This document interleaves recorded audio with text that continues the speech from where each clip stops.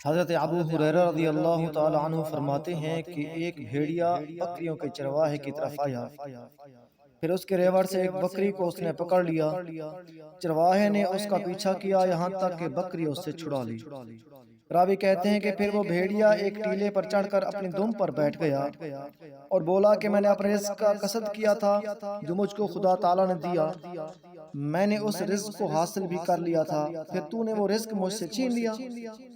چرواہے نے کہا خدا کی قسم، امر عجیب ہے کہ میں نے آج کی مثل کبھی نہیں دیکھا کہ انسان کی طرح بھیڑیا بولتا ہو۔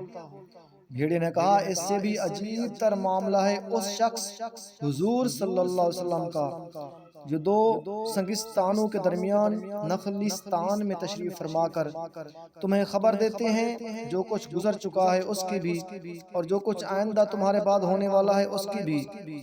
راوی کہتے ہیں کہ وہ چرواہا یہودی تھا۔